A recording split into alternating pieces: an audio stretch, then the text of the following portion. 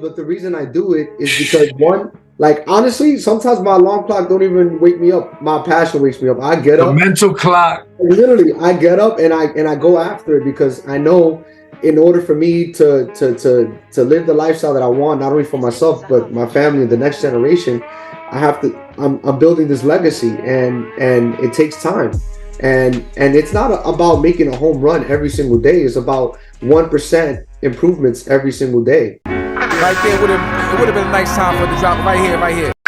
We can do this here, watch me rock the flow. Killing it a must, never option, no. Big guys at the crab table, still ain't signed to a rap label. DVD when I ain't have cable. I got balls, he ain't rap able. A 6D for me is man fatal. Can't see me like a bad angle. Absolutely, ain't going nowhere. We will be forever and ever and ever. Peace, beautiful family. This is Dr. Walter Hidalgo, and this is the Know Thy Shelf podcast. The Know Thy Shelf podcast utilizes the metaphor of the shelf in order to extrapolate the self. And the way we do that is we invite guests to come in and share something about themselves. And before I introduce my guests, check out the website, knowthyshelf.tv. If you want to get a copy of my book, Beyond the Four Walls, The Rising Ministry and Spirituality of Hip Hop, over 11 years of it being used at the classroom for workshops, for dissertations, so definitely check that out. Workshops, coaching, because not only can you get services from me, the brother I'm about to interview provides that as well. And that's the beauty of it, right? The next thing I want to do is give a big shout out to a group of individuals. And today, I want to give a big shout out to all of my veterans, including those that are currently serving right now. I want to give a big shout out to all my realtors.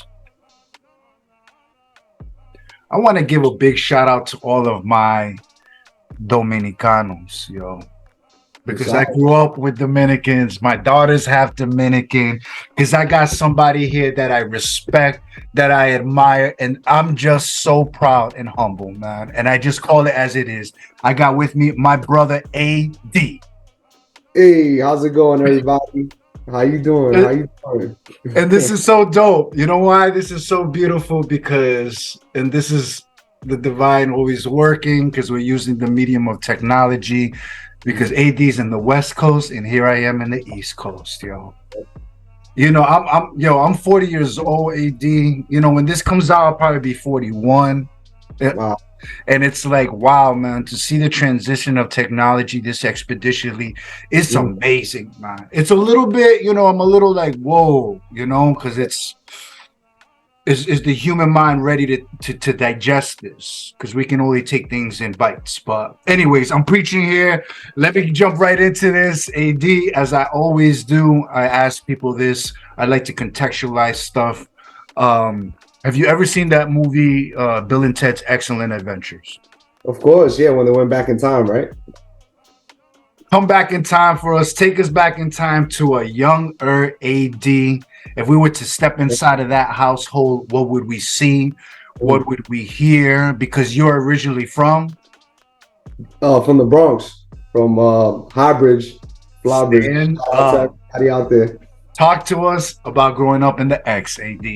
Yeah, so actually I want to take it back a little bit further if we can. So my story begins in the Dominican Republic. That's right. I was waiting for you to say DR. Whereabouts in DR, AD, specifically? So I was born in Santiago. Okay, the second biggest city of DR, by the way. And then I was raised in a little campo in Mao. And but the story wasn't all sunshine and rainbows. You know what I mean? It's a third world country. We had really humble beginnings. My father was working, on the farmland. My mother was, cleaning houses and trying to figure out a way to get food on the table at the end of the day. But going back to those moments, I really saw my parents risk it all. And this is where the young entrepreneurship kind of developed in me. Even though I was only 4 years old, my mother always said I was destined for great things. Because one, I had 3 near-death experiences before I was even born. A lot of people don't know this. So The first one was before I was born. My mother got hit by a truck, and she didn't even know she was pregnant with me. That's when she found out. The second one Wow. was after 7 months pregnant, she fell into a well.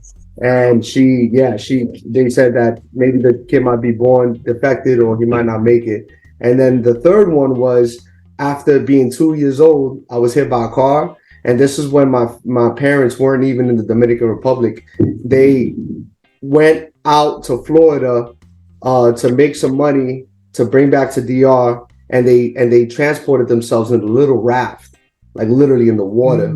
And I was hit by a car, and the neighbor that was taking care of me, the doctor said I was pronounced dead and get this kid in a casket, all this stuff. And so to wrap this up, basically my mother said, I'm gonna name you Adenawel because that was the German president. He rebuilt Germany after World War II, and I know we're gonna do great things just like he did because God has put you in this world because the devil tried to take you already 3 times.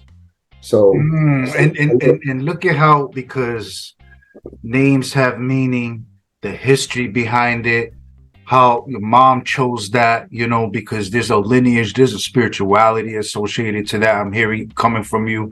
Like I looked up my own name, Walter, right? It's Celtic, it's Scottish, it means warrior. Because I'm a mother warrior. That's how you got to look at yourself, AD. And I'm hearing that.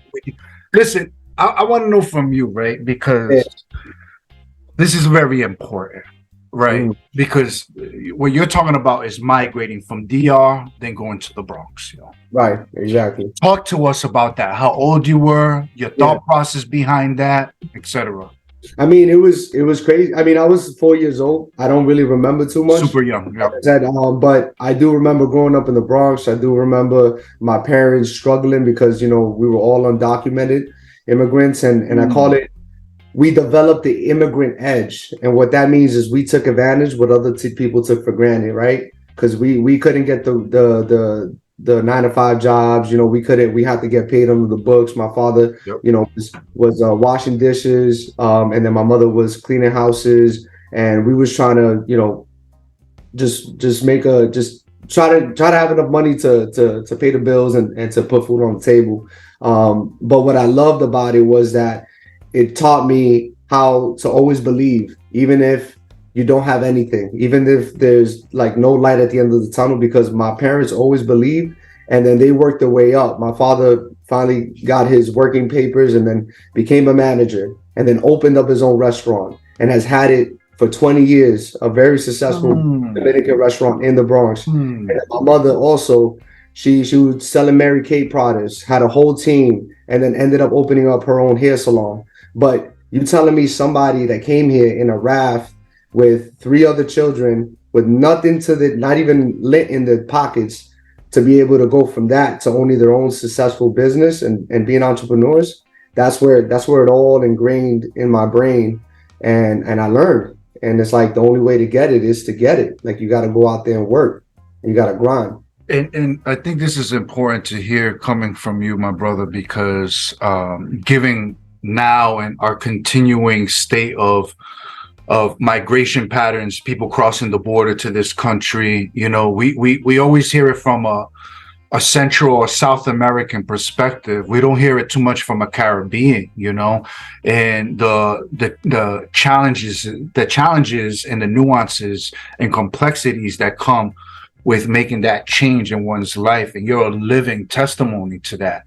And what's even deeper than that is, you then made a internal migration. You went from the East Coast to the West Coast, Exactly. What was your mind? Because AD, there's somebody right now that's an AD little one. Absolutely. So the reason for my move was, like I shared with you before, my parents, they risked it all, moved from the Dominican Republic, me to the United States, and me as an adolescent, growing up and seeing them take these big risks in order to get these big rewards. That was embedded in me at a young age. And when I left up to college after graduating high school, I never went back. They showed me how to be independent and how to go hunt by myself. So while I was doing that, I actually enlisted in the military. So thank you for shouting out for the military and the veterans. Did that for a little bit of time. I was stateside in the reserves, and then I also started my first gigs selling cars at BMW, and I was doing that for about 3 years in New York. And I just got sick and tired of the environment. 6-7 months out of the winter, and just wanted some change. So something. You ever get that feeling, that intuition when something bigger is calling you and you just gotta go and do it?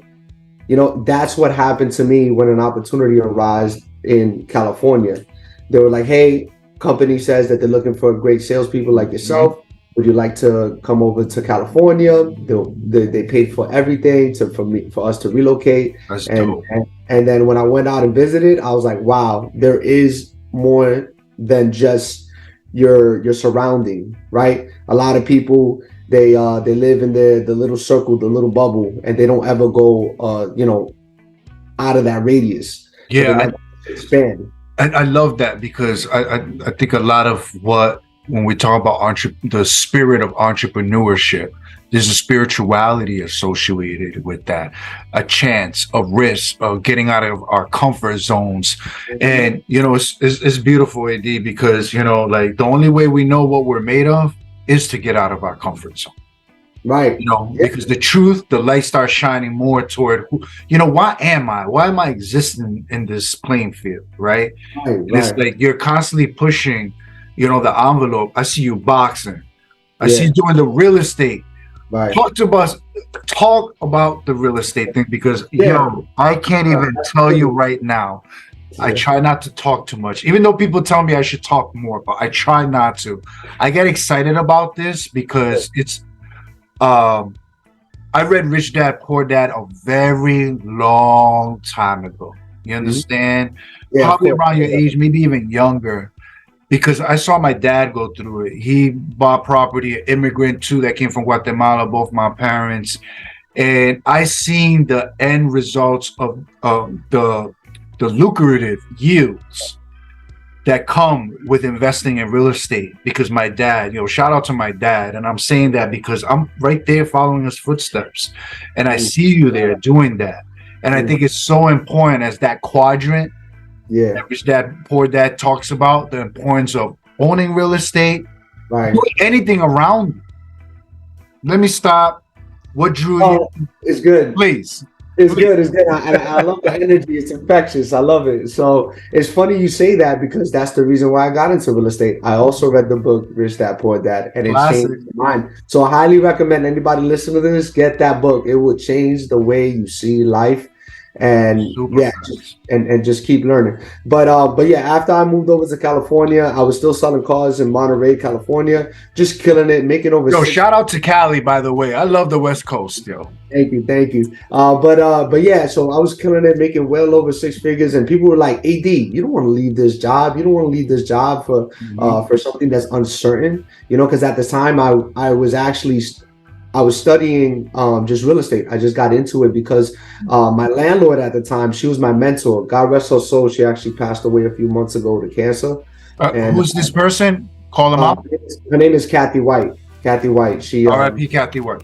Yeah. So she was a great mentor. She owned many properties, and she taught me that the secret to success and wealth is by acquiring properties. And I didn't understand it at the moment, but after reading that book, she gave it to me and read it, and I was like, hey, I love you to death, but I'm gonna have to fire you. I'm gonna have to fire my landlord, and I had to get my own property. So at that time, I made it my mission, and I want to tell you something. There's something about when you make up your mind, like the power of a made up mind, that is undistinguishable. I mean, like, nobody can stop Unstoppable. Mind. Exactly. So I made up my mind. I was like, I'm gonna go buy my own property, buy investment properties, and I did that. So I got my first home about 2 years ago here in California, and then I bought my first investment property out in San Antonio, Texas. And then I decided, because I loved real estate so much, why don't I go ahead and help other people reach financial freedom by purchasing real estate as well? So I studied, got my license in the first try.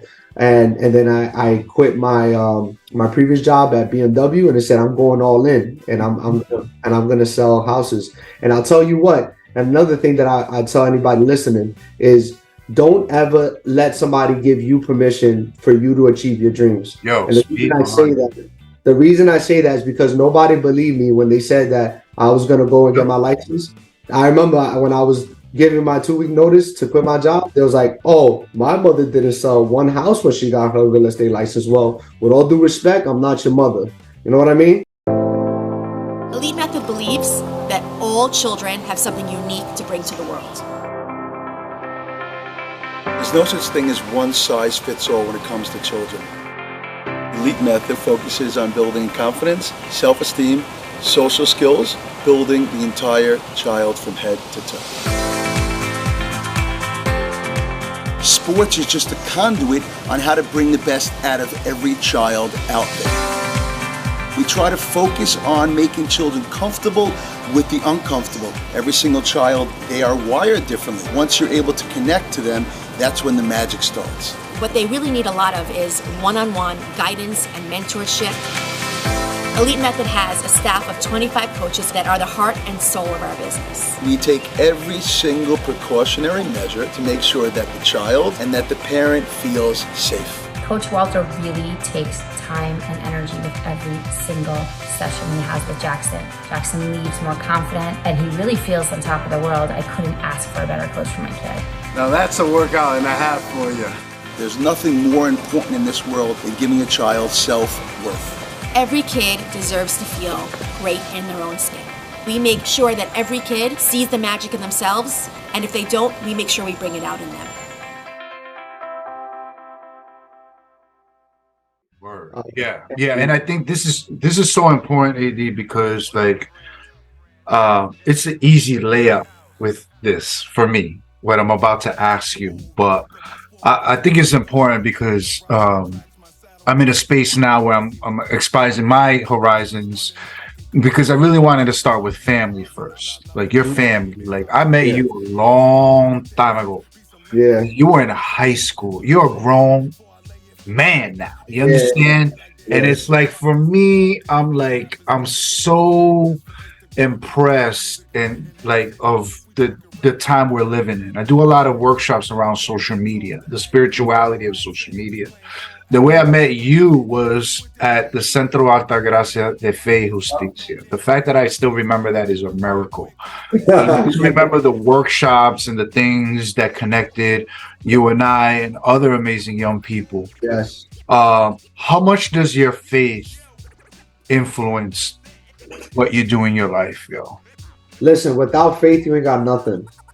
Without faith, you ain't got nothing, man. I grew up in a very religious household. My father always church, everything, and without faith, like literally, like what do you lean on when all shit goes to bed? Like when everything comes crumbling down, you gotta have faith. You gotta have something to believe in when things are dark. And one thing I do want to caveat off of what you said with giving back to the community was my father's always taught me that too. You know, even like he didn't maybe have a dollar to a cent when he was building up his business, he always gave back. And that's why I was so big and, you know, being part of those community services. It wasn't just because, you know, we had to also in high school, but I actually wanted to. You know, I love giving back to the community because especially owning your own business, it's not all about just making profit, but the impacts that you make on your community and the generation that's to come. You know, you're setting. So I gotta, as we always do in the Know That Show podcast, is we invite guests to share something from their shelf. AD, what you got for us today? So one thing I want to share is you know, never be afraid to believe and to dream big. You know, I got it all tatted on me. You know, this round right here, sueños hechos realidad, dreams made into reality. You know, Presente a ti mismo, defeat yourself. Like it's about these three things. It's about always practicing rigorous authenticity, being authentic with yourself. You know, surrendering the outcome, no matter what. Take away what the results would be and focus on the process and the person you're developing and the person you're becoming. And lastly, do uncomfortable work. In order to get there, you got to do the stuff that you don't feel like doing it. And the reason I share that with you today is because, like, even I started my business and I did great. I sold 6 houses, like I said, after my first year. Got to big up. But also the fact that it's okay to ask for help and to get a second job. I just got a second job at Mercedes-Benz, something I want to share with you because it took me a lot to go back to that space, even though I said I wasn't going to do it. But I know my business is still in development, and put your ego aside, and do what you got to do to make it. Whether it takes a day, a month, or a year, doesn't matter. It's not the get rich quick scheme. It takes time, especially in real estate. And yeah, just follow your dreams, dream big, and don't ever let anybody tell you that you can't do something. Period. Word up. And now, beautifully said. And I think it's also important to add to this another slice, another slither, another dimension to this. Yeah. You are now a father. Oh yeah. You're a family man. Yes, sir. Man. All this you got going on. Yeah. How do we equilibrium? Where's the equilibrium for you? What's working? People need to hear this, AD. Yeah. Please. Oh, well, listen, it's you either make time or you make excuses. I mean, point blank, right? Like, is the bottom line. Keep it 100. Like, you got 24 hours in a day. What are you willing to sacrifice to make that time for your family, to make that time for your health, to make that time for your business? I wake up at 4 a.m. every fucking day. I wake up early as fuck, and I don't. The early bird catches the worm, AD. Please. You know what I mean? Like, but the reason I do it is because one. Like, honestly, sometimes my alarm clock don't even wake me up. My passion wakes me up. I get up. The mental clock. Literally, I get up and I go after it because I know in order for me to live the lifestyle that I want, not only for myself but my family and the next generation, I have to. I'm building this legacy, and it takes time. And it's not about making a home run every single day. It's about 1% improvements every single day. If you just make 1% improvement every single day, whether it's your family, your religion, your health, your whatever it is, you will be, 365 days out of the year, you'll be like 36% better by the end of the year. Just like average, just 1%, just try a little a day, so I like what I say to that, but family to me is number one. It's super important. Everything I do is for my family. I love my daughter. I love my mother, my father, my wife. They're the reason why I get up every day. So whenever you feeling like not getting up and you feel like not fucking doing what you said you was gonna do because you're in your emotions, remember your why, and that shit will motivate you. That why always, like, shout out to Reverend Shirley. We had an episode called "It's Your Why," because once you start the older you get and you start asking more of the why, woo. It shakes you up. If that don't shake you up, forget this COVID, forget the apocalypse. Like, you gotta, everything is right here. 100%. If people want to find you, because you have a host of services, you are a hustler, you are an entrepreneur. If people want to connect with you, please. Yeah, you can actually shoot. If you're watching this video and you got your phone, you can actually scan this little code right here and it gives you my contact information. But yeah, AD all day. I'm located here in Monterey County with Above and Beyond Real Estate. But you can also find me on my Instagram. Please follow me. I shoot up a lot of content every day at AD_all day_Ledesma. And yeah, shoot me a DM if you want to connect. I'm all about synergizing, connecting, bouncing back ideas. And by the way, I do have a YouTube kind of podcast that I'm working on as well called The Beautiful Struggle. And if you don't mind, just if I share a little bit about it. Of course, go for it. So yeah. So basically, what I do is, and that's also something that aligns with my true purpose, is about inspiring, motivating others. having these conversations with these entrepreneurs, these successful business owners, and extracting those lessons from the difficult moments that they experience when they're building their business. So basically, what was it that they learned while living in the learning curve, and sharing that with the rest of the world. And AD, what's the common denominator? What are you hearing right now? With the podcast? Yeah. What's the common theme you're hearing from folks? Because entrepreneurship is super big and important. Yeah. So I mean, biggest issue right now is I mean, especially in this market that we're going through, we're in a shift in the economy. So a lot of people are finding it difficult to grow their business in a way that they're not networking the same, right? Like they might get their business through networking, they might get it by paying a whole bunch of advertisement, but biggest thing that I find is referral business, and they're trying to figure out ways to improve their referral business. And actually another thing, if you don't mind me sharing it, that I do as well is I connect with other business owners in a B&I group that I'm a part of in Monterey. We started it up back in July. So 20 other professionals from different industries, and we're networking, we're working together, meeting up every week, and we're growing our business, by 20% in the first few 6 months. So if anybody's interested in that too, I can help you with that as well. It's called Monterey Business Builders B&I. So I got a few things, you know what I mean? Oh no, of course. That's the way you got to do it. This is what I'm talking about, and it's like, I tell people it's funny because I tell people I'm a Guatemalan Jamaican because I got like 8-10 different things going on. You can't put everything in one basket. Yeah. You gotta really diversify your portfolio. I know that's been a catchy phrase for a long time, but it really holds a lot of truth and weight to it. Each thing feeds off the other thing. So if one thing gets cut off, you still have that other lifeline. You feel me? So it's super important. AD, Nori, I always big them up, and the Drink Champs. They talk about giving flowers to people while they're still alive. AD, I want to give you your flowers, my brother. I'm so proud of you. Never stop. Keep growing. Keep showing up. Because there's a lot of people that need this. A lot of people that need this food, need to hear and see.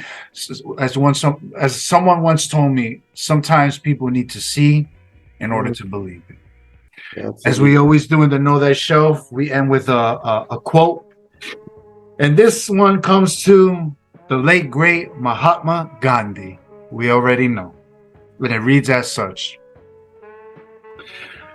Live as if you were to die tomorrow. Learn as if you were to live forever. Strong, man. I love it. Peace, family. God bless.